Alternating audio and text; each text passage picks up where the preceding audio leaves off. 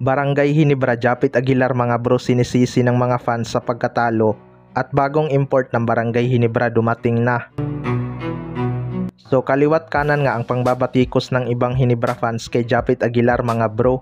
Itong si Japit nga ang kanilang sinisisi sa pagkatalo ng Barangay Ginebra dahil marami daw itong nakukumit na turnover at hindi niya napipigilan ang kanyang emosyon. Well, para sa akin mga bro, masyadong ang unfair para kay Japit Aguilar na siya ang sisisihin sa kanilang pagkatalo. Hindi naman siguro gugustuhin ni Japit matalo ang kanyang kupunan at mabaon sa 3-2 deficit. Kapag naman maganda ang performance ni Japit Aguilar, panay puri yung mga fans, tapos kapag off night naman panay sisi. Kung talagang totoong fan ka ng isang team o player, dapat alam mo ang rason kung bakit sila natalo.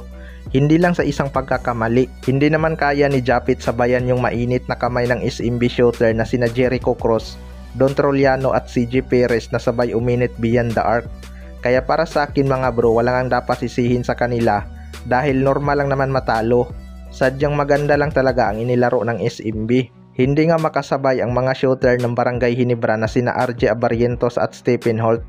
Katunayan, mas mataas pa nga ang accuracy ni Scottie Thompson beyond the arc kahit mas kilala na shooter itong si Stephen Holt kaysa sa kanya. Ginawa din naman lahat ni Japit Aguilar ang kanyang makakaya. Kaso nakikita lang talaga ng mga talangka ang kanyang mali. Sa kabilang banda naman mga bro, bagong import ng Barangay Ginebra dumating na. Ito ngang Barangay Ginebra ay hindi consistent ang inilalaro, partikular na ang kanilang mga big man. Una nga dyan ay si Troy Rosario.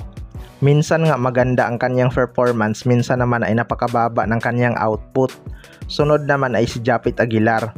Isa nga ito sa mga expected na magiging BPC kapag umabot ng finals ang Barangay Ginebra. Pero minsan ang sama din talaga ng kanyang laro, lalo na kapag napoprostrate siya sa kanyang mga teammate. Ayon nga sa source mga bro, ay posibleng magkasa ng nakakagulat na trade itong Barangay Ginebra. Well, para sa akin mga bro, hindi talaga malabong mangyari yan bilang pamalit kay Japit Aguilar. Maganda ngang maaga silang makakuha ng big man para maagang matuto sa sistema ni Coach Tim Cone at di na mahirapang mag-adjust kapag nag-retire na si Japit Aguilar. May kumakalat din na rumors mga bro na posibleng magpapalit ng import itong Barangay Ginebra dahil nagpaparamdam nga si Tony Bishop.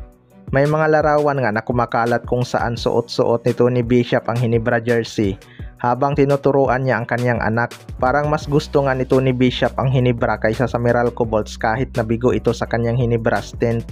Pero wala namang inilabas ang kampo ng Barangay Ginebra mga bro dahil ayon sa kanila ay si Justin Brownlee pa rin ang kanilang magiging import next season kapag healthy ito at gusto niyang maglaro sa Barangay Ginebra. Kaya abangan na lang natin. Kayo mga bro, ano masasabi nyo tungkol dito?